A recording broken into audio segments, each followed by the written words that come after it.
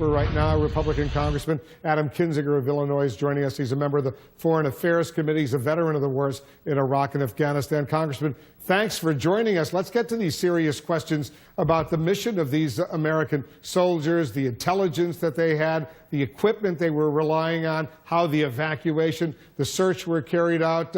You served in Iraq and Afghanistan. How do you explain the apparent blunders that took place? Well, look, I think people need to understand, first off, in combat, you know, we watch movies and we look at all this just well-coordinated everything. Combat is utter chaos. Now, I've never been in ground combat, so I want to be very clear about that. But it is nothing but utter chaos. Decisions are made when your body is condition red, when you're at your height of your primal instincts, and officers and leaders are consistently trying to make the right decision in that moment.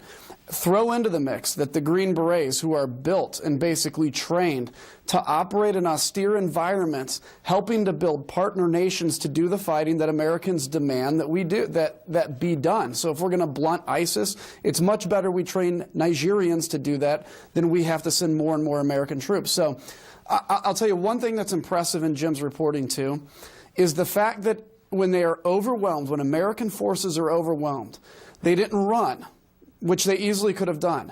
They tried to outflank the enemy. And that's what's unique about Americans, is when they are outnumbered and attacked, Americans attack back and attack hard. And I think it's a beautiful thing, even with this tragic outcome that came out of this. Yeah, four soldiers were killed. What is so worrisome, though, this was clearly a dangerous area, but the intelligence didn't let them know how dangerous it was. They didn't go in with body armor. Their vehicles did not have armor. That looks like a major intelligence mistake. Yes, it does. And I think that when we get the after-action report fully from the Pentagon and from the administration in terms of what happened, I hope they look at this and say, you know, what were we missing in terms of intelligence? What didn't we know? You know, to have combat soldiers out, and it's okay in certain environments to be in a T-shirt and a baseball cap because they want to kind of blend in. You don't want to have a powerful presence of M1 tanks or whatever. That's not what the Green Berets do. But obviously they did not see this threat in the near horizon. So I think in every tragedy, we have to try to figure out what went wrong to make sure. I mean, because look, Wolf, people don't like to necessarily admit this, but we're in the middle of what I'm calling a low-grade, basically, World War III. We have troops in a lot of places engaging an enemy that we gave permission, being Congress, to the administration to do back in 2001 after 9/11. And this is going to go on for the rest of my lifetime, I hate to say it, and we've got to have the best people and train partner nations to do what the American people are hoping we don't have to do. Well, if this is a new version, a new low-grade version of World War III, as you point out, Congress, as you point out, shouldn't Congress be pushing much harder now for legislation, new authorization for the use of military force? Sounds like a whole new battle is about to take place.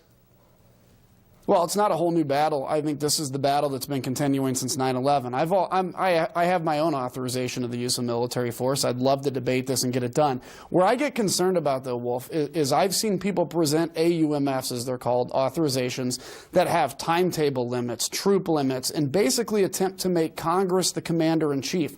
Our job is to declare, according to the Constitution, that a state of war exists, and then to give our military the resources to execute that state of war, but not to make specific command decisions. I see senators and congressmen saying, we need to know exactly how many troops are in every country and what missions they're doing and everything else. That's not the role of Congress. We can't have 500 commanders-in-chief. We can only have one, whether you like this commander-in-chief or not. I said the same thing when President Obama was commander-in-chief, and I'm a Republican.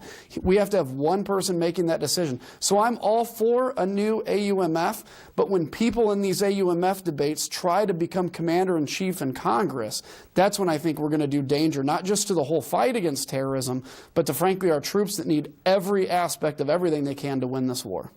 Adam Kinzinger, thanks so much for joining us.